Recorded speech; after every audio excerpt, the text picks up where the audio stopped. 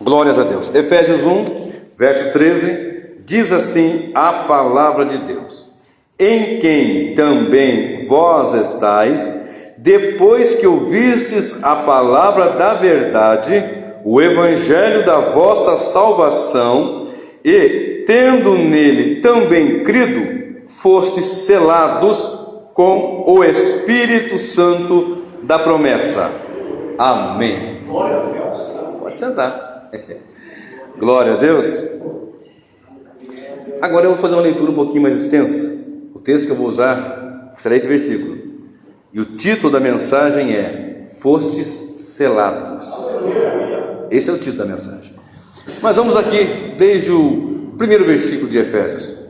Paulo, apóstolo de Jesus Cristo, pela vontade de Deus, aos santos que estão em Éfeso e fiéis em Cristo Jesus, a vós graça e paz da parte de Deus nosso Pai e do Senhor Jesus Cristo. Bendito Deus e Pai de nosso Senhor Jesus Cristo, o qual nos abençoou com todas as bênçãos espirituais nos lugares celestiais em Cristo Jesus, como também nos elegeu nele antes da fundação do mundo, para que fôssemos santos e irrepreensíveis diante dele em amor, e nos predestinou para filhos de adoção por Jesus Cristo, para si mesmo, segundo o beneplácito de sua vontade, para louvor e glória de sua graça, pela qual nos fez agradáveis a si no amado, em quem temos a redenção pelo seu sangue, a remissão das ofensas, segundo as riquezas da sua graça, que ele fez abundar para conosco em toda a sabedoria e prudência, descobrindo-nos o mistério de sua vontade, segundo o beneplácito que propusera em si mesmo, de tornar a congregar em Cristo todas as coisas na dispensação da plenitude dos tempos, tanto as que estão nos céus como as que estão na terra. Nele, digo, em quem também foste feito herança, sido predestinados conforme o propósito daquele que faz todas as coisas segundo o conselho da sua vontade, com o fim de sermos para louvor da sua glória, nós, os que primeiro esperamos em Cristo, em quem também vós estáis, depois que ouvistes a palavra da verdade, o evangelho da vossa salvação, e tendo nele também crido, fostes selados com o Espírito Santo da promessa, o qual é o penhor da nossa herança, para a redenção da possessão adquirida, para louvor da sua glória. Por isso, ouvindo eu também a fé que entre vós há no Senhor, o vosso amor para com todos os santos, não cesso de dar graças a Deus por vós, lembrando-me de vós nas minhas orações. Amém. Glórias a Deus. Meus irmãos, nós estamos diante de uma carta que tem assim um teor profundo, teológico, doutrinário, de modo que, se nós formos aqui aprofundar doutrinariamente, teologicamente, nós vamos longe, noite adentro, e ainda vai faltar muita coisa nesses poucos versículos que nós lemos. Esses poucos versículos. Porém, eu quero me ater ao versículo 13, tomando como base o contexto. O apóstolo Paulo está escrevendo uma carta para a igreja de Éfeso, e eu não quero hoje ser extremamente, não doutrinário, mas assim, teologicamente, fazendo aquelas aplicações que eu sempre faço aqui, né? Embora toda mensagem que eu prego, dificilmente eu prego uma mensagem que ela não traz um cunho doutrinário, instrutivo, né? As mensagens, elas costumam ser assim, as que eu prego costumam ter esse teor doutrinário, teológico, instrutivo, etc.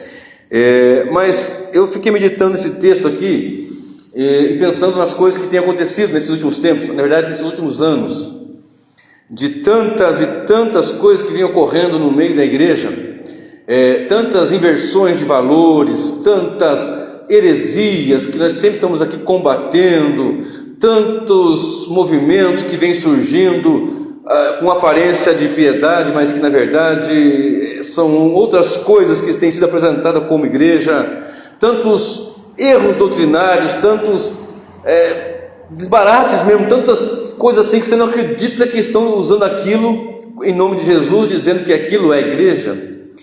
Você pode entrar, por exemplo, numa internet e pesquisar algumas coisas lá, você vai ver coisas, você vai falar assim, meu Deus, lotado, o auditório lotado, pessoas uivando, rodopiando, rindo, caindo, sabe? Não estou dizendo rindo e se alegrar, estou dizendo de rir, uma coisa esquisita, um negócio tremendo, umas unções que surgiram nessas últimas décadas aí, umas unções que têm sido levadas como sã doutrina, ou melhor, como a doutrina a inverso da sã doutrina que nós buscamos sempre apresentar. E meditando nesse texto, eu fiquei pensando, meu Deus, quanto mudou, quanto tem mudado nas coisas, no culto. Vocês podem puxar 20 anos para trás, irmãos. Pode puxar 20 anos para trás, 30 anos, vai, para trás, aí você vai ver como é que era. Era muito diferente. Era uma vida assim, um culto que tinha assim uma santidade mesmo, tinha responsabilidade de Deus, tinha firmeza para adoração, tinha louvores, as pessoas se alegravam, regozijavam. Não era aquele culto engessado, não. Podia levantar a mão, como pode aqui também, evidentemente, adorar o Senhor, aplaudir a Deus, mas não tinha o que tem acontecido hoje. As pessoas estão extrapolando. O adversário de nossas almas, ele, aprendi uma vez ouvi alguém dizer que alguém disse, sabe aquela história? Alguém disse, e eu ouvi aquilo, achei interessante, e eu vou passar para vocês. Ele dizia assim, o adversário, às vezes ele segura, outras vezes ele empurra.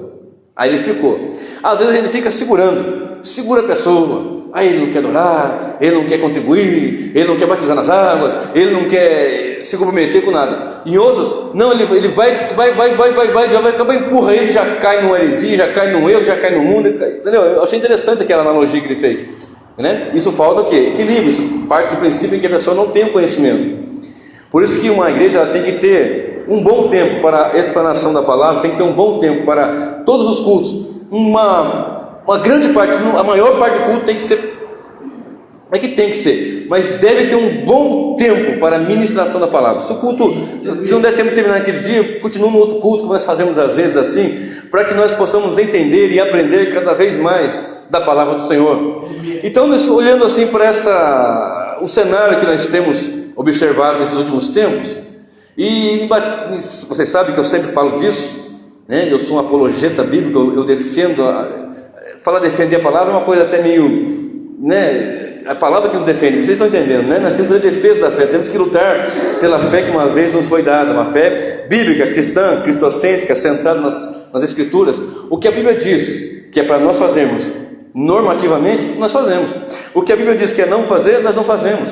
E buscamos entender o contexto, o que foi dito, para quem foi dito, como foi dito, em que contexto foi dito aquilo, e assim por diante. Então, quando eu olho eu disse que eu não queria ser muito teologicamente fazendo aqueles pontos que eu sempre faço, para não entrar a dizer aonde que Paulo escreveu a carta, em que ocasião, em que ano. Isso aí nós deixamos para uma hora de estudo. Mas eu quero frisar uma coisa importante nesta noite aqui, que o apóstolo Paulo citou no versículo 13. Ele veio tomando assim no versículo 11, dizendo assim, nele digo, em que também fostes. Aí continua dizendo, verso 13, em que vós estáis, tudo nele, em que vocês estão, em que vocês foram feitos herança, Paulo vai dizendo assim, falando para a igreja, vocês foram feitos herança, vocês nele acreditaram, vocês foram inseridos em Cristo, é isso que está dizendo. E quando vocês forem inseridos em Cristo, vocês estão debaixo de bênçãos tremendas, porque ele fala no versículo 3, bendito Deus e Pai de nosso Senhor Jesus Cristo, o qual nos abençoou com todas as bênçãos espirituais nos lugares celestiais em Cristo Jesus, transmitindo aqui bênçãos espirituais sem medida para nossas vidas, falando da posição da igreja, da profundidade dessa verdade, de que a igreja ela é algo sobrenatural de verdade. As pessoas ficam buscando o sobrenatural aqui e acolá. O sobrenatural é a igreja de Deus aqui na terra, que é o corpo místico de Jesus, cuja cabeça é Ele. Ele é e nós somos o corpo. Cada um de nós compomos o corpo do Senhor. Dessa igreja extensa, essa igreja que é invisível. Não me refiro à igreja local física apenas, evidentemente, mas à igreja invisível. Nossos irmãos aqui na Coreia, na Índia, na China, no Japão, na Indonésia, na Itália, na Argentina, no Uruguai e assim por diante, onde houver um crente selado, um crente que tem esta diferença. E justamente eu comecei a observar o versículo 13, que diz assim, em quem também vós, depois que ouvistes a palavra da verdade. Ora, existe aqui alguma coisa que vai acontecer conosco, com aquele que ouve a palavra, que depois que ouvistes, não é só de ouvir, é de dar ouvido. Porque eu vi muitas pessoas ouvem, entram com o ouvido e saem por outro. Para quanto vocês já pregaram, não é verdade? Para quanto vocês e eu já anunciamos, parece que está falando para ela uma parede. A pessoa fala, tá bom. Quantas pessoas eu prego no meu trabalho, você prega no seu, na rua, no evangelismo, nas nossas ocasiões de evangelização, e as pessoas sequer dão o trabalho de parar um pouquinho, 2 minutinhos para nos ouvir, não querem. Estão tão ocupadas com tanta coisa que não querem dar ouvido ao evangelho. Porém, em quem? Está dizendo para a igreja. Vou ler o 12 aqui, ó. Com o fim de sermos para o louvor da sua glória, nós, os que primeiros esperamos em Cristo, em quem também vós estáis depois que ouvistes. Está em quem? Em Cristo. Quando? Depois que ouvistes a palavra da verdade. Então existe aqui alguma coisa muito profunda que, para que eu esteja em Cristo, eu preciso primeiramente ouvir a palavra da verdade. Quantas pessoas dizem, bate no peito e falam em alto e bom som, eu tenho Jesus na minha vida, mas do meu jeito. Eu tenho Jesus no meu coração, do meu jeito. Eu tenho Jesus que eu aprendi com a minha avó, com a minha bisavó, tataravó, não sei quanto eu vou para trás aí, porque é do meu. Mas a Bíblia diz assim, não, mas a Bíblia não quer saber. Eu quero saber o que minha avó me ensinou, o que meu pai me ensinou, o que meus antepassados me ensinaram. Não, mas não é assim. É segundo o que nós ouvimos em Cristo, da palavra da verdade, em quem também vós estáis, em quem nós estamos em Cristo, quando? Depois que nós ouvimos a palavra da verdade. Isso aqui é muito profundo, porque se fala a palavra da verdade, porque tem uma palavra mentirosa também aí, porque esta palavra é a verdade, Cristo é a verdade, Cristo é verdadeiramente o Senhor. Então existe uma palavra mentirosa que não nos introduz em Cristo, ou a Cristo, não nos faz ser aqueles que têm esta herança, essa expectativa e essa esperança. Porém, o versículo continua dizendo, em quem também vós estáis, depois que ouvistes a palavra da verdade. Aí vem, qual é a palavra da verdade? O evangelho da vossa salvação. A palavra da verdade, qual? O evangelho da vossa salvação. Não é um conto, não é uma instrução do avô, da avó, da bisavó, não é uma teoria, não é uma filosofia, não é algo que nós pensamos e imaginamos conforme o curso deste mundo, como andávamos antes. No entanto, o texto diz, vós estáis nele, em Cristo, depois que ouvistes a palavra da verdade, vírgula, o evangelho da vossa salvação, e tendo nele também crido, fostes selados com o Espírito Santo da promessa. Observe, o sentido comum do selo, ele tem pelo menos 3 características que eu quero salientar aqui nesta noite. Ele autentica ou veicula a autoridade. Por exemplo, se alguém compra uma propriedade, quando ele compra essa propriedade, ele vai ao cartório, e no cartório é lavrado ali o documento, e esse documento é selado. Isso é uma autenticidade de que aquele acordo de compra e venda foi lavrado, foi assinado por ambas as partes e também foi selado. Você pode observar, quando você vai no cartório abrir firma, reconhecer firma da sua assinatura, tem um selo da sua assinatura, da firmeza da sua firma. Você firmou lá, você foi lá, assinou e abriu firma. Então você tem lá um selo. Aquele selo, ele vai autenticar, ele vai veicular autoridade, que aquilo que você comprou é seu. O irmão Carlos Roberto me vende uma fazenda. Ele vendeu a fazenda para mim de porteira fechada, como falamos na roça, e eu comprei aquela fazenda dele. Aí nós vamos no cartório, fizemos um acordo, fizemos tudo certinho, depositei o dinheiro na conta dele, vamos no cartório. A partir do momento que aquele cartório assina ali, nós estamos assinando ali diante da lei, colocado é um selo, e aquela propriedade agora passa a ser minha, não é mais dele, foi dele, agora é minha, porque está selado nessa veiculação de autoridade. Passa a ser agora minha propriedade, é uma veracidade documental, é um documento que atesta que aquela propriedade é minha. Amanhã, se ele quiser de volta, não tem como, é minha. Não, mas eu ganhei do meu pai, foi herança do meu avô, ou eu comprei de alguém. Mas agora é minha. Não, mas eu tenho uma história. É minha, está aqui, na lei, no cartório, registrado, lavrado, rotulado e selado. Não tem como você ter mais. Aí o filho dele vem, mas espera aí, é a fazenda do meu pai. Não, não é mais, era do seu pai, agora é minha. Então vai me dar autoridade autêntica de que ele é minha. Ora, também é um sinal, o selo também é um sinal de propriedade. Por exemplo, vai autorizar, vai autenticar, vai dar a autoridade de que ele é minha, e vai me dar, eu vou ter um sinal que aquilo é meu. Por exemplo, voltando à fazenda e os gados e boi, não sei se vocês já viram, mas na fazenda os bois são marcados com um ferro quente, acho que ainda é assim, né? Não sei, acho que ainda é assim, e coloca ali uma marca no boi, por causa do seu couro ser grosso e tal. Dizem que não dói, eu creio que dói sim, viu? Coloca na orelha. Eu vi uns boi com brinco mesmo. Fui em algum lugar de fazenda, eu vi uns boi com brinco. É isso mesmo agora? Coloca, né? É uma marca, dizendo que aquele boi pertence àquele fazendeiro. Não é assim? Então o selo, ele veicula a autoridade, ele define a propriedade, ele indica a posse. Guarda isso. Se quem é selado, ou aonde há o selo, há uma autoridade. Aonde há o selo, há o sinal de que pertence a alguém. E aonde há o selo, ele também mostra, denota, declara com fins de segurança. Por exemplo, você compra na internet alguma coisa, pela internet, alguma coisa, de alguma empresa, de alguma loja. Hoje já é comum, né? Acho que todos aqui fazem isso. E a segurança que você tem que aquela mercadoria não foi violada, né? Suponhamos que você compre um relógio, e esse relógio vem lá, sei lá, do Manaus ou do exterior, sei lá de onde vem, e ele vai ter um selo, e esse selo, pelos correios, por trem, por ônibus, avião, que também existe esses meios, ele vai chegar, a segurança que você tem que aquela objeto que você comprou, que ele não foi violado, que de fato é aquele relógio, que de fato é aquilo que você comprou. O que vai lhe dar segurança nisso é justamente o selo.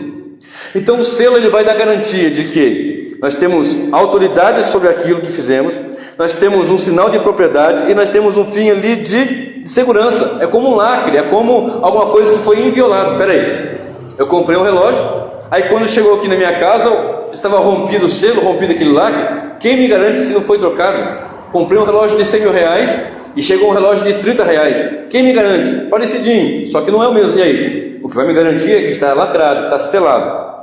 Então, as três principais funções, ou os três principais sentidos de selo são autenticidade, autoridade e segurança. Então, quando há selo, a autenticidade é autêntico, verdadeiro, tem autoridade, é de alguém, e tem segurança, que está inviolado. Amém? Prosseguindo, observe só algumas coisas que nós temos que falar aqui sobre selo nesta noite. E eu quero que você vá comigo para João 3, verso 33. Embora neste texto não cita a palavra selo, mas a ideia está ali plenamente. Observe, João Evangelho, capítulo 3, verso 33. Olha só, observe.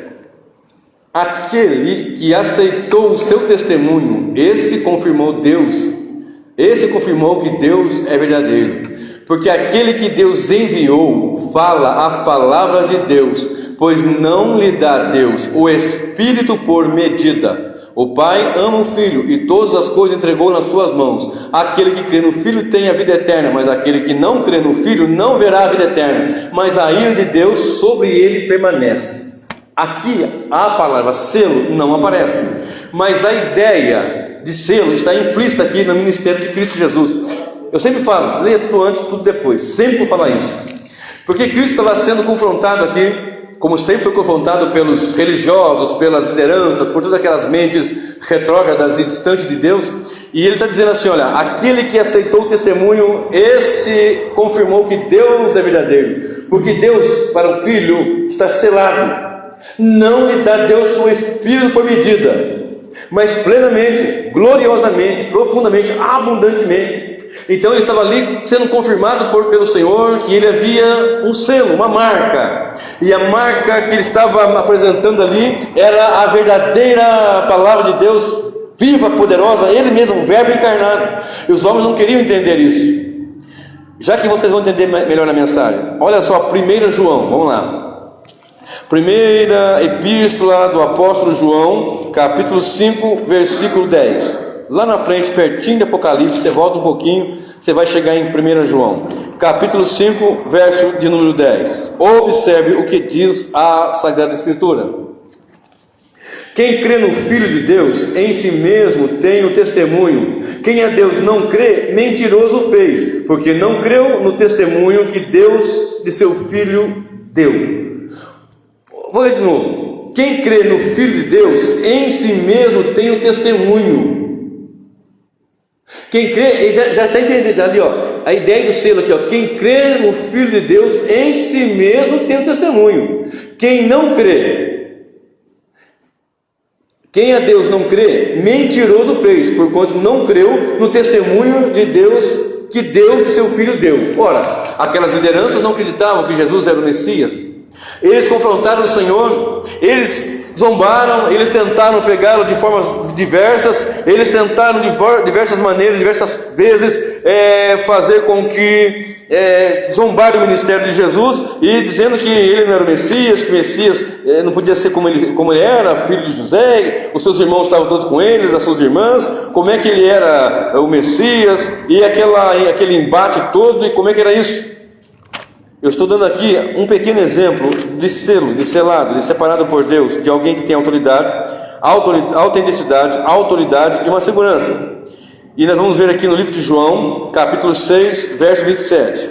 João, capítulo de número 6, versículo de número 27. Olha só o que diz a palavra do Senhor. Trabalhai não pela comida que perece, mas pela comida que permanece para a vida eterna, a qual o Filho do Homem vos dará, porque a esse o Pai, Deus, o selou. Estava dizendo assim, olha, Deus selou o Filho, tem um selo sobre o Filho. Então vocês estão querendo trabalhar por causa de uma comida que perece, porque ele multiplicava pães, porque ele multiplicou os peixes. Vocês estão querendo trabalhar por uma comida que perece, mas vocês devem trabalhar pela comida que não perece, o qual o Filho do Homem vos dará, porque esse o Pai, o Senhor Deus, o Pai Todo-Poderoso, o selou, está marcado, tem autenticidade, autoridade e a segurança que ele é o Messias.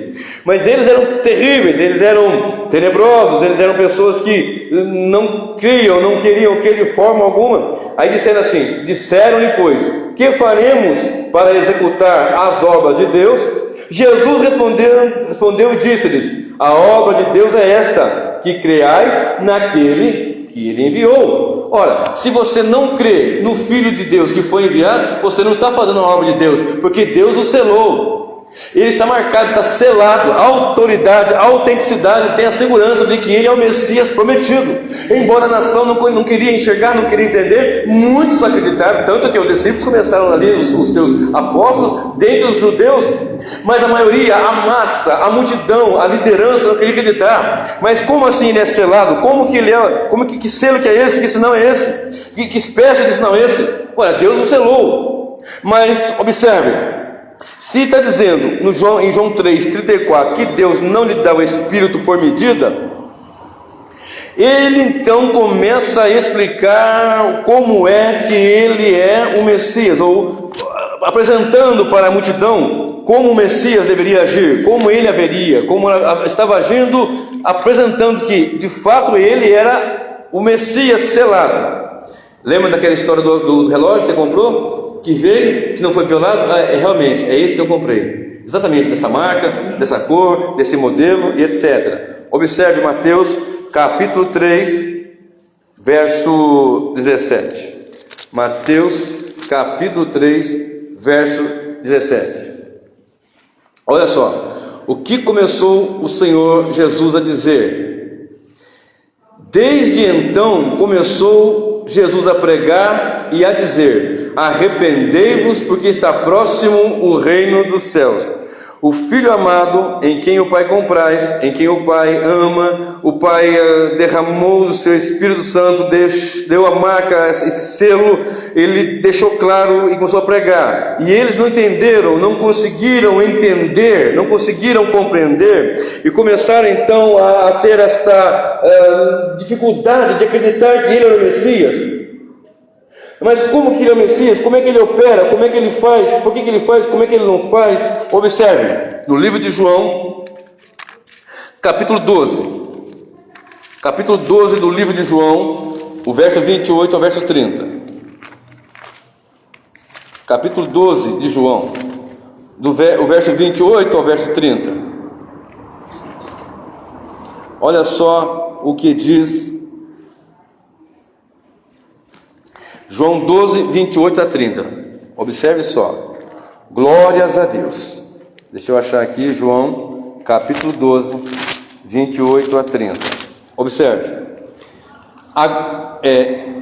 Pai, glorifica o teu nome. Então veio uma voz do céu que dizia: já o tenho glorificado, e outra vez o glorificarei. Essa voz veio do céu confirmando que aquele Messias que estava anunciando, que estava pregando, que estava curando, libertando e transformando, era o Messias separado por Deus, selado por Deus. Lembra o texto que eu li? Que Deus o Pai o selou? Observe agora Mateus 17, verso 5. E estando eles ainda a falar, eis que uma nuvem luminosa os cobriu, e da nuvem saiu uma voz que dizia: este é meu filho amado, em quem me comprazo, escutai-o. Nessa passagem, os discípulos estavam no monte, aonde houve aquela transfiguração, que apareceu ali Moisés e Elias, e que Pedro falou: Senhor, é bom que estejamos aqui, façamos 3 tendas, uma para o Senhor, uma para Elias e outra para Moisés. E então daquela nuvem luminosa veio uma voz dizendo: este é meu filho amado. Não vai equiparar ele com Moisés e com Elias, não. Este é meu filho amado, escutai-o. Está dizendo: este é o que tem autoridade, tem um selo da autoridade de proclamar toda a verdade, de trazer vida para os perdidos, trazer salvação aos pecadores, e trazer consolo e conserto para as nações. Ele estava dizendo: era este. E as obras que Jesus fazia, ela dava autoridade, ela demonstrava esse grande poder. Olha só, João capítulo 7, do ladinho aí. João capítulo 7 e o verso 46. João capítulo 7, verso 46. Quem dentre vós, 46 e 47. Quem dentre vós me convence do pecado? E se vos digo a verdade, por que não me credes? Quem é de Deus, escuta as palavras de Deus. Por isso vós não escutais, porque não sois de Deus. Deixa eu fazer uma pausa aqui para ficar mais claro na mente do povo. Lembra que eu li lá em Efésios? Foste selados com o Espírito da promessa, depois que cresce. Lembra que eu comecei dizendo de uma igreja que, não só de 30 anos, evidentemente, mas de muitos anos, mas sempre eu ouvi isso, tanto que desde então o apóstolo Paulo e os demais apóstolos combatiam. Os grandes pregadores, os ministros que viveram servindo ao Senhor com grande ousadia nos séculos passados, no presente momento, vêm enfrentando os mesmos problemas e cada vez aumentando mais, porque nós estamos no fim do fim, então as coisas vão apertar e vão ficar mais difíceis, porque a Bíblia nos revela que no final do tempo, no fim dos tempos, o Espírito expressamente diz que as pessoas vão dar ouvido à doutrina de demônios, vão ter comichão nos ouvidos para ouvir doutrina de enganadores, doutrinas de mentira, de demônios, doutrinas que não é a palavra de Deus. E onde nós queremos chegar com essa mensagem esta noite? Eu estava orando: Senhor, onde vamos chegar com essa mensagem?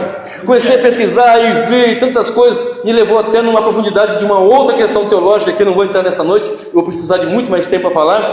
E eu comecei: Senhor, que coisa profunda, que revelação tremenda na tua palavra. O Senhor estava dizendo: olha, o meu filho amado, ele foi selado, ele tem o selo, ele tem a autoridade, tem a autenticidade, tem a segurança para ser o Messias, o pregador, aquele que vai trazer vida para todos. Mas as multidões e as massas estão pregando um outro evangelho, um outro Jesus, apresentando um outro Espírito. Então por que nós estamos vendo tantas coisas assim apresentadas por aí, para lá e para cá, de coisas tenebrosas, de coisas que vão se definhando, coisas que vemos a igreja caminhando para um rumo errado, contrário da verdade da palavra de Deus? Por que isso, meu Deus? Eu comecei a falar com o Senhor e disse: Senhor, olha aqui, ó, por que muitos não dão ouvido à tua palavra? Nós acabamos de ler: quem é de Deus escuta as palavras de Deus, mas só vai escutar a palavra de Deus aqueles que ali estão ouvindo a palavra de Deus. Deus, o Senhor, o separou e o selou. Vocês estão entendendo por que eu e você conseguimos entender, enxergar e ficar na presença do Senhor? É porque Deus, quando Ele sela os seus, Ele sela com poder, Ele sela com o seu Espírito Santo. Toda a sua igreja é selada com o Espírito Santo, do poder, de glória e de graça. Escute isso: às vezes nós ficamos enojados com o mundo, enojados com a coisa. Por quê que o outro não? Porque ele não deu ouvido e só vai acreditar com profundidade no Senhor quando ele ouve o Evangelho da verdade, a palavra da verdade. Não tem como você acreditar numa meia verdade, tem que ser pregada toda a verdade. Então o Senhor Jesus veio e eles não quiseram, e isso tem acontecido hoje. O Senhor, lá no monte da transfiguração, a voz disse assim: olha, este é o meu filho amado, escutai-o. Não é para escutar homem, não é para escutar ministério, não é para escutar filosofias, é para escutar a palavra. Se alguém vier pregar e não for a palavra, não dê ouvido. Se eu estiver pregando e não for a palavra, não dê ouvido. Escute a voz do Filho de Deus. E o Filho de Deus na palavra diz que nós precisamos dele, nos arrepender, e só vai dar ouvido a ele aquele que é de Deus. Vocês estão entendendo que profundidade que é isso? De saber que nós estamos na presença do Senhor e selados. Depois que nós ouvimos a palavra da verdade, nós somos selados. Aleluia! Oh, aleluia! Olha João capítulo 10, verso 38. João capítulo 10, 38. Jesus diz assim, eu vou ler o 37, eu vou ler o 36 também. Aquele a quem o Pai santificou. Está entendendo isso? Está entendendo? Está falando de Jesus aqui, meu irmão. Aquele que o Pai santificou e enviou ao mundo, vós dizeis blasfêmias, falando aqueles que não eram rebanho, porque disse: as minhas ovelhas ouvem a minha voz e me seguem. Vocês não podem ouvir a minha voz porque vocês não fazem parte do meu rebanho. Isso é pesado, irmão. Isso é terrível.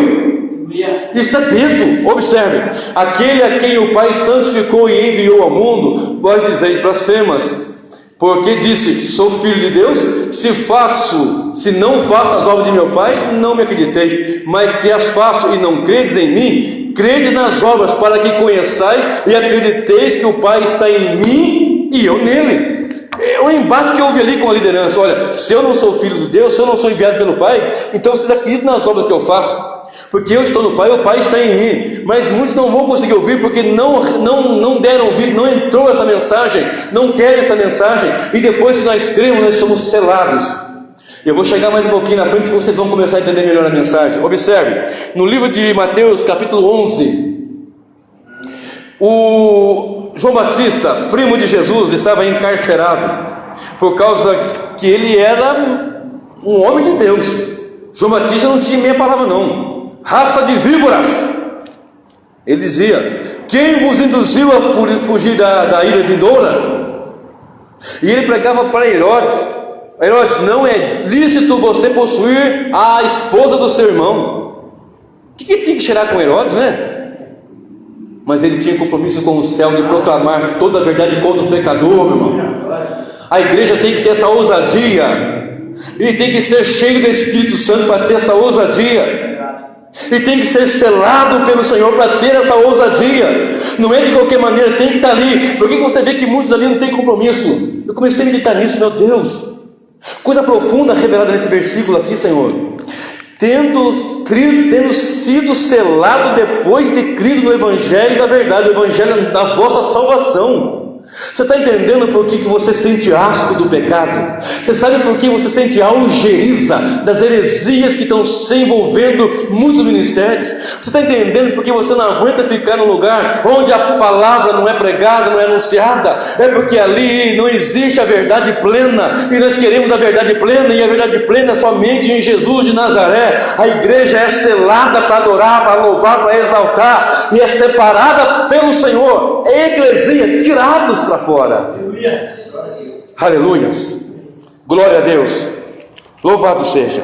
E no livro de Mateus capítulo 11 diz a palavra do Senhor que João Batista, ele encarcerado, ele aprisionado, ele ali naquela situação, ele disse assim, versículo 3: ide e dizer-lhe: és tu aquele que havia de vir, ou esperamos outro? João Batista no cárcere, presta bem atenção, encarcerado, porque ele foi lá e falou para Herodes que não era lícito possuir a mulher de seu irmão.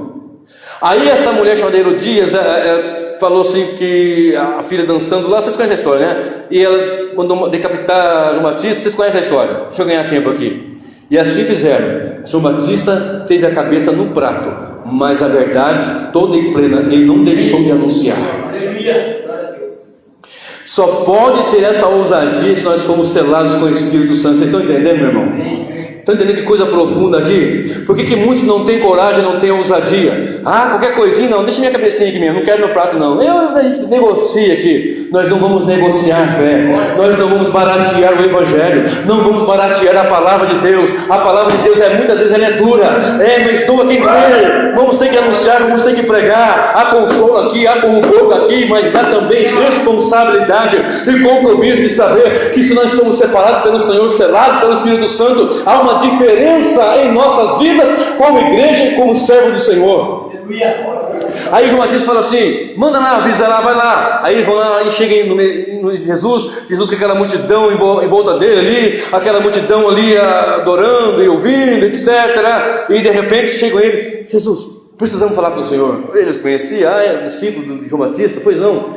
Olha, João Batista pediu para nos perguntarmos ao Senhor se é o Senhor mesmo que é o Messias ou se esperamos outro. Quando João Batista batizou lá no Jordão, embora Jesus não precisasse ser batizado, mas ele fez isso porque ele estava em nosso lugar como pecador, não tinha pecado. Mas no momento que ele foi batizado, diz a palavra que o céu se abriu, uma pomba, o Espírito Santo em forma corpórea de pomba veio sobre ele e ouviu-se uma voz: este é o meu filho amado. Aquela voz confirmando: este é o meu filho amado, selado. Este aí tem autoridade, autenticidade e tem a segurança de que ele é o que pode fazer sinais, prodígios, maravilha e perdoar o mais terrível pecador.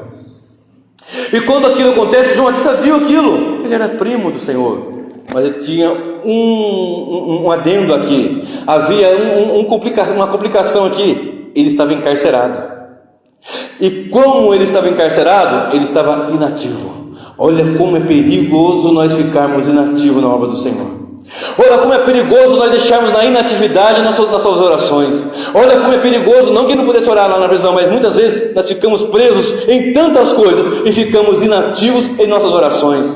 Nós ficamos presos em tantas coisas miúdas, pequenas, corriqueiras, pífias, coisas vãs, pequeninas, e ficamos aprisionando e ficamos inativos, ficamos naquela inércia, não oramos, não consagramos, não adoramos, não lemos, não meditamos, não evangelizamos, não trabalhamos. Aí ficamos perguntando: será que Jesus é o Messias mesmo? Será que Jesus é o mesmo Senhor? Será que de verdade eu sou salvo? Será que de verdade a igreja do Senhor é esse povo aqui? Será que de verdade ele não conhece, não consegue entender? Porque ele foi encarcerado e estava inativo. Quantos de nós muitas vezes somos encarcerados, não por grades físicas, mas por essas coisas, por esses ardis do inimigo, e ficamos inativos, e não oramos, não consagramos, não buscamos, temos tempo para tudo mesmo, para adorar a Deus, e ficamos: meu Deus, será que é de verdade isso? Será que é de verdade a igreja? Será que eu tenho o Espírito Santo? Será que eu fui salvo? Será que eu fui perdoado? E começa essa monte de dúvidas. Ele tinha cárcere, ele tinha inatividade, ele tinha dúvidas, mas em nome de Jesus, pelo Espírito Santo, há de cair o cárcere, há de cair a inatividade, há de cair a dúvida, e sermos esclarecidos pela palavra que liberta. Aleluia! Você pode aplaudir a Jesus por essa mensagem. Aleluia! Glória a Deus! Aleluia! Imagina, irmão Carlinhos, você lá preso, não ora, não jejua, não consagra, não medita. Quantos tem todo o tempo?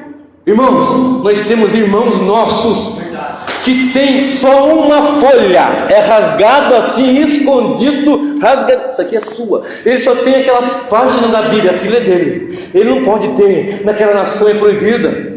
Pesquisa sobre o Butão, pesquisa sobre esses países, a janela 1040, pesquisa para você ver como é que é terrível. Eu conheci um missionário que ele está lá, eu esqueci agora o lugar, mas eu sei que ele ia pregando no Butão, ali no Oriente, lá bem longe, perto do Japão, Índia, aqueles que afundou lá, longe que só. E ele disse assim: olha, eu vou pregar nesse país só que é tudo escondido. Eu vou pregar lá, a minha vida está em risco, mas eu não vou deixar de pregar. Mas ele tinha uma base missionária, onde ele tinha igreja, pregava e tal. Lá nesse lugar ele não podia entrar, mas ele estava entrando. Ele clamou por nós, João Petrecelli. Quando vocês orarem, lembra dele, João Petrecelli. Eu estou entrando naquele país e ali é totalmente tomado pelo budismo. Não pode pregar. Se descobrirem que eu estou levando o evangelho, vão me arrancar a cabeça.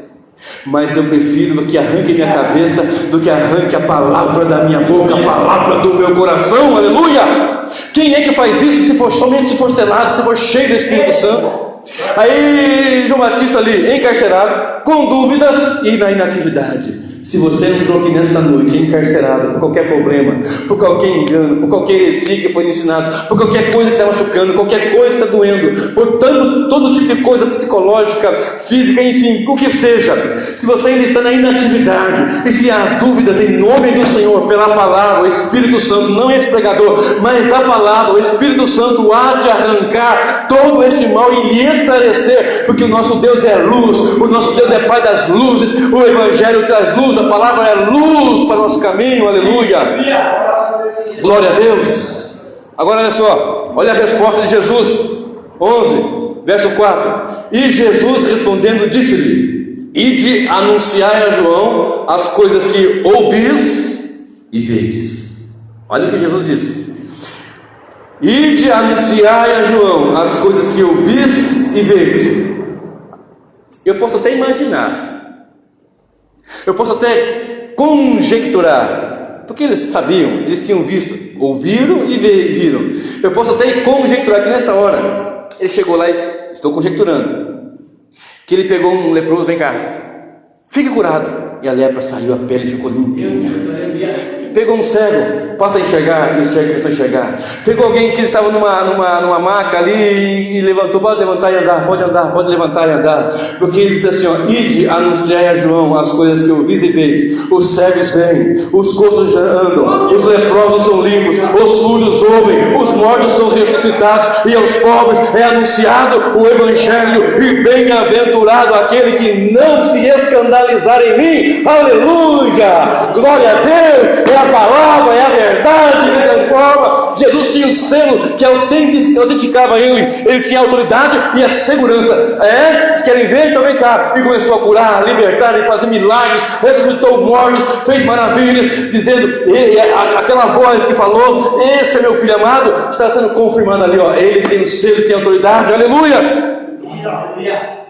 Agora escute bem, observe. Meu Deus, a hora está indo embora. Oh meu Deus, aleluia. Eu não sei, eu começo a pregar, o relógio corre, irmãos. É um negócio impressionante. Alguns sinais eram marcas no passado, na Bíblia, bastante interessante. Lembra que eu falei que eu não vou ficar buscando as questões teológicas para trazer assim um debate? Não, lembra disso? Você é mais calmo, mais tranquilo hoje.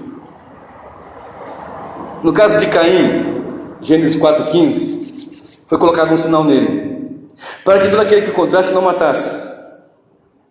Aí começa aquela questão, mas qual foi o sinal? O sinal foi que a pele escureceu? Não, não é isso não. O sinal foi aquilo.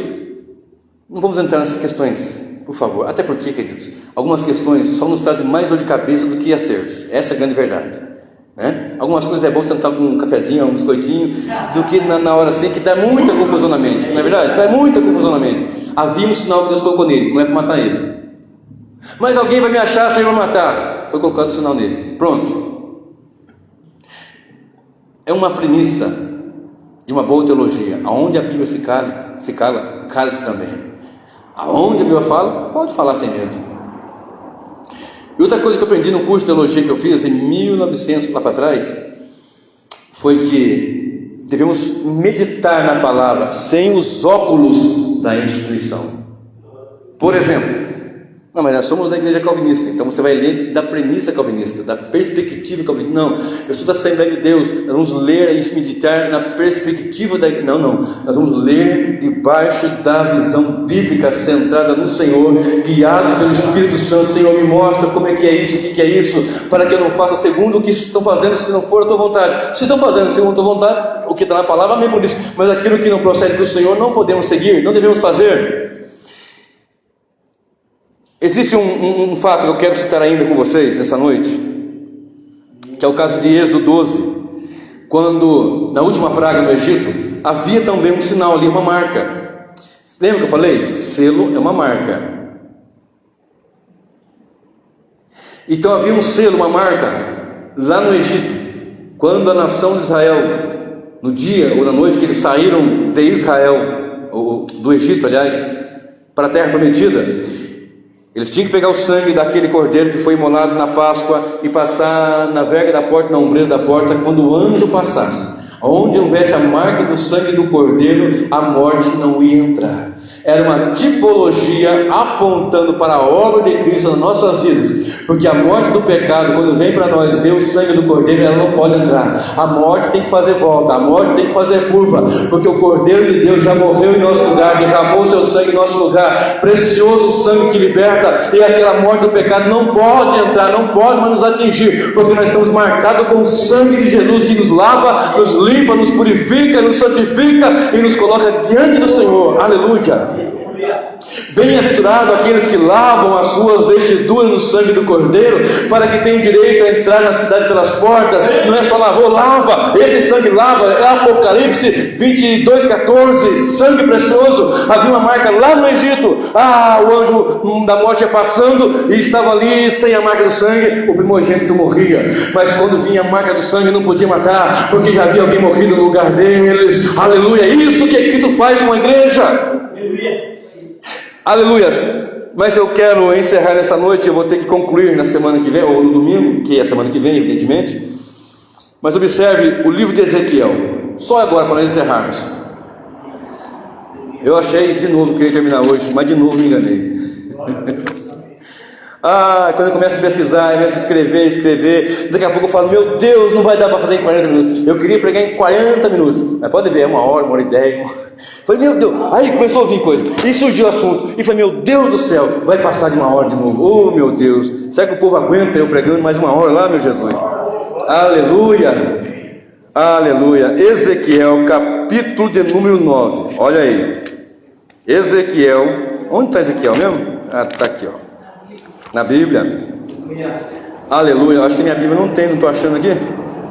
Aleluia. Capítulo 9, observe, verso 4. Ezequiel é um livro tremendo.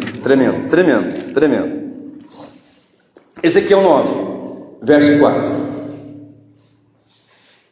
Eu vou ler do 1 ao 4, tá bom? Então me gritou aos ouvidos com grande voz, dizendo: fazei chegar os intendentes da cidade, cada um com as suas armas destruidoras na mão. E eis que vinham 6 homens a caminho da porta superior, que olha para o norte, e cada um com a sua arma destruidora na mão, e entre eles um homem vestido de linho, com um tinteiro de escrivão à sua cintura. E entraram e se puseram junto ao altar de bronze, e a glória do Deus de Israel se levantou de sobre o querubim, sobre o qual estava, indo até a entrada da casa, e clamou o homem vestido de linho, que tinha o tinteiro de escrivão à sua cintura, e disse-lhe o Senhor: passa pelo meio da cidade, pelo meio de Jerusalém, e marca com um sinal as testas dos homens que suspiram e gemem por causa de todas as abominações que se cometem no meio dela. Vocês entenderam? Se você ler o capítulo 8, você vai conseguir contextualizar melhor essa passagem. No capítulo 8, vou ler só um pouquinho aqui para vocês entenderem. Sucedeu, pois, verso 1: no sexto ano, no sexto mês, no quinto dia do mês, estando eu assentado na minha casa, e os anciãos de Judá assentados diante de mim, que ali a mão do Senhor Deus caiu sobre mim. E olhei, e eis uma semelhança como o aspecto de fogo, desde o aspecto dos seus lombos, e daí para baixo era fogo, e dos seus lombos, e daí para cima, como o aspecto de um resplendor, como a cor de âmbar. E estendeu a forma de uma mão, e tomou-me pelos cabelos da minha cabeça, e o Espírito me levantou entre o céu e a terra, e levou-me a Jerusalém em visões de Deus, até a entrada da porta do pátio de dentro, que olha para o norte, onde estava o assento da imagem dos ciúmes que provoca ciúmes. Jeremias, sentado em sua casa, os anciãos de frente dele, de repente vem ali um êxtase, que os teólogos gostam de chamar assim, e uma mão, como a mão do Senhor pegou pelos cabelos, ele arrancou seu espírito e levou até Jerusalém. E chegando em Jerusalém, levou ao templo. Ele viu ali no versículo 5 imagens que provocam ciúmes. E no versículo 8 fala assim, versículo 7: ele levou-me à porta do átrio, então olhei, e eis que havia um buraco na parede, lá no templo. Ele viu um buraco na parede no templo. E disse-me: filho do homem, cava agora naquela parede. E cavou, era só um buraquinho, só um buraco, não é muito grande não. Aí ele disse assim, cava agora. Então cavei, e eis que havia uma porta. Opa, por trás do buraco tinha uma porta. Por isso nós temos que tapar os buraquinhos, as brechas. Apanhe as raposas e as raposinhas também, porque elas fazem mal à vinha. Não podemos deixar nenhum buraquinho não, que de repente pode ter uma porta aberta para o pecado, para a heresia, para o engano, para a mentira, para a coisa que não procede da parte do Senhor. Isso no templo. Então me disse: entra e vê as malignas abominações que eles fazem. A Bíblia diz que haviam 70 anciãos ali, e eles estavam ali queimando incenso, estavam ali apresentando coisas ali que Deus não se agrada. E no versículo 12, no final, está escrito assim: o Senhor não nos vê, o Senhor abandonou a terra. E verso 14: e levou-me à entrada da porta da casa do Senhor, que está do lado norte, e eis que ali havia mulheres assentadas chorando por Tamuz.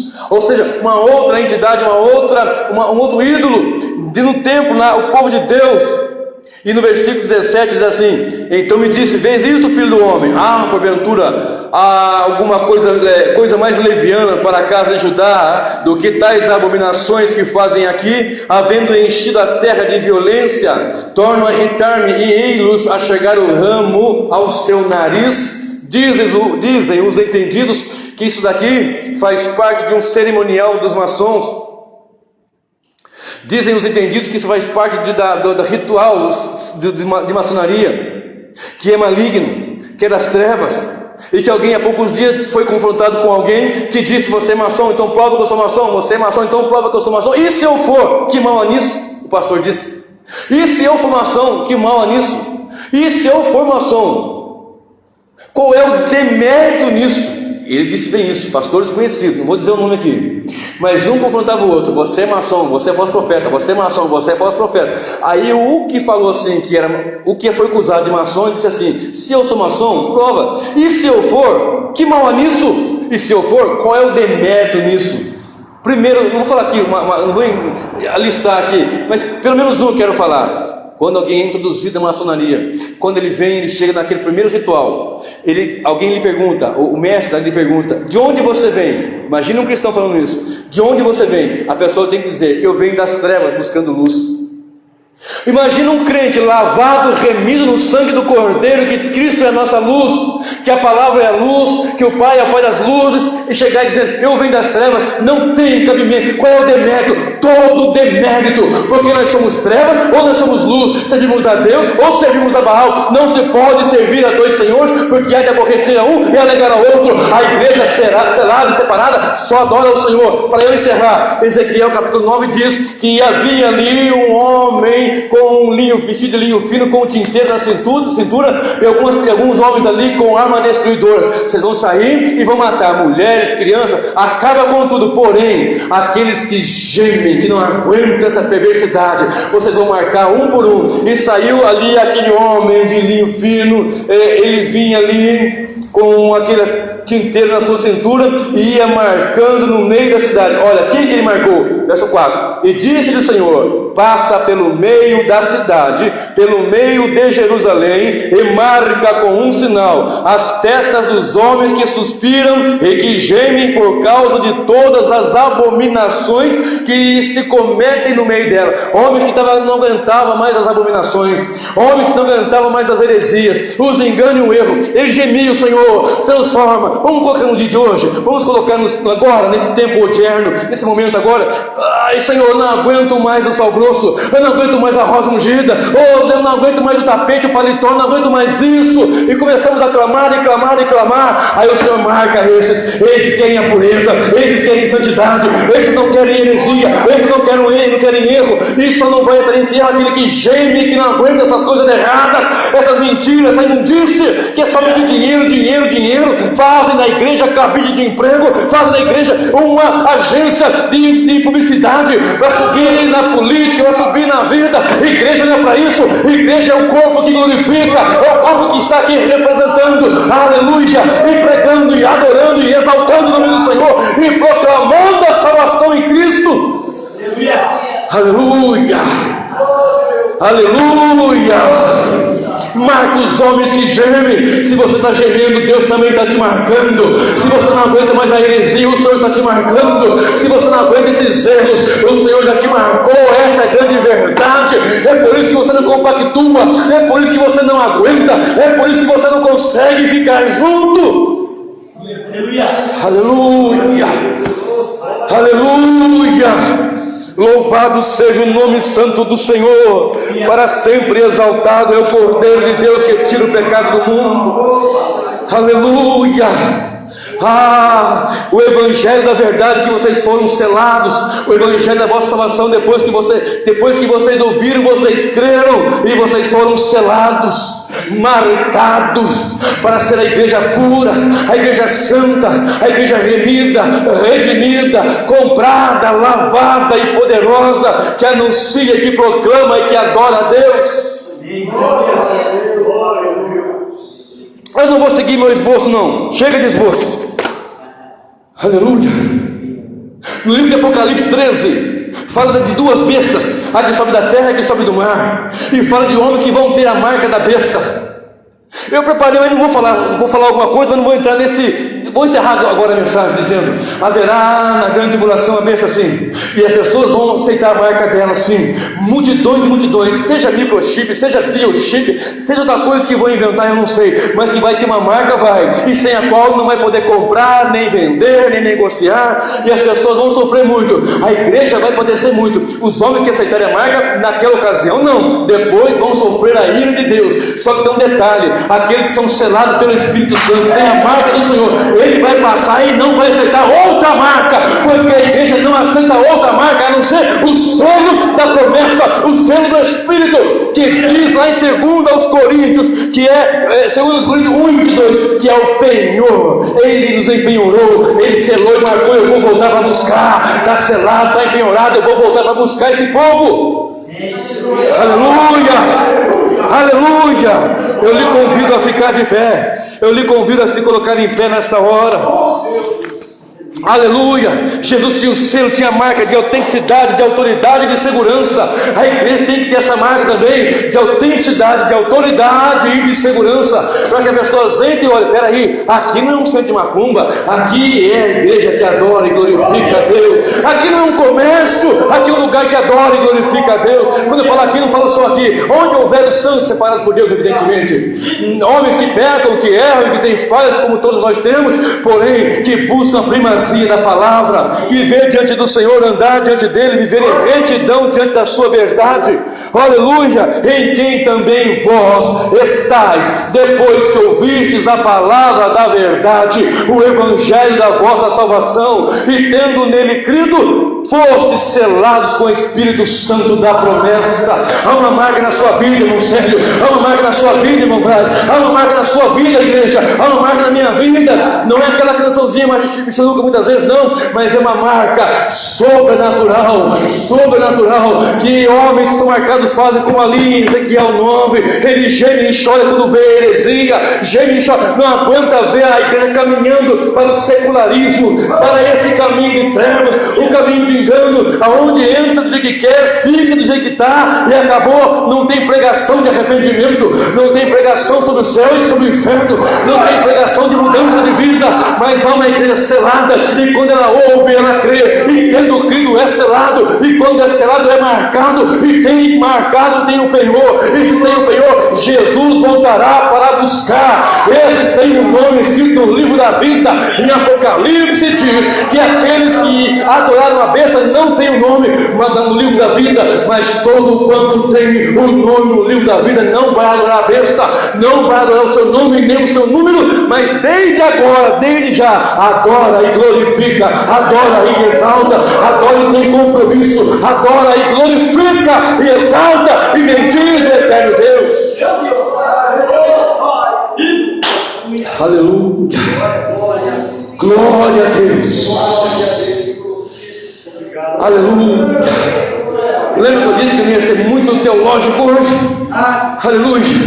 A igreja tem que ser essa igreja marcada e selada, que é diferente de uma igreja que aceita todo dão. Esses homens de Ezequiel lá, 9, me chama a atenção. A voz do Senhor sai lá, o homem de linho fino, uma representação, você sabe de quem? E marca lá, ó, os que não estão aguentando, os que estão gemendo. Tem um monte gemendo por Tamuz, tem um monte levando ramo ao seu nariz, tem um monte debochando, dizendo: o Senhor não nos ouve. Leia Ezequiel 8 inteirinho para você entender melhor o contexto. Mas ali a voz do Senhor sai pelo meio da cidade. Veja aqueles que não estão aguentando a heresia, veja aqueles que não aguentam mais mentira, e nem falcatrua, e nem roubo de dinheiro, e nem nada desse tipo de engano. E marca, sela, separa, deixa uma marca nele. Você tem uma marca, por isso você não vai compactuar com as trevas. Aleluia. Talvez depois você que vai me ouvir na internet está congregando num lugar que você não aguenta mais e não suporta mais e está se questionando: todo mundo aqui faz uma coisa, eu faço o contrário, será que eu sou errado? Mas estou fazendo o que a Bíblia diz. Se você faz o que a Bíblia diz, continua fazendo, vai na contramão desse mundão aí, vai na contramão dessas heresias aí, porque você tem uma marca que é um penhor, e o Jesus, o Senhor nos disse, e esta é a promessa que Ele nos fez, a vida eterna. Jesus voltará para buscar os seus. Louvado seja o nome do Senhor, exaltado é o Cordeiro de Deus que tira o pecado do mundo. Aleluia. Esta marca nos dá ousadia, esta marca nos dá autoridade, esta marca nos dá, meu Deus e meu Senhor, graça para fazermos a sua obra. Aleluia. É triste quando alguém olha para a igreja e vê: essa igreja é boa, é igualzinho ao mundo mesmo. Ali tem jogo de truco, deve ter bebida, deve ter bem igualzinho. Eu não preciso nem ir numa boate, mas já é uma boate.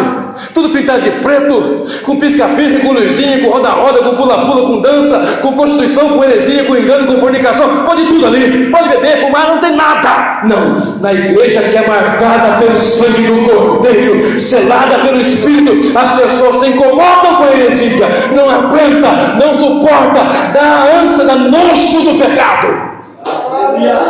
Se o pecado não te incomoda, busca ao Senhor: Senhor, eu quero ser selado. Se o pecado não te incomoda, então começa a clamar: Senhor, marca-me, sela-me, porque eu não quero ouvir isso mais, a mentira e a heresia, e dar glória a Deus, não. Aleluia. Aleluia. A igreja tem a marca. Aleluia. Selados, porque fostes selados.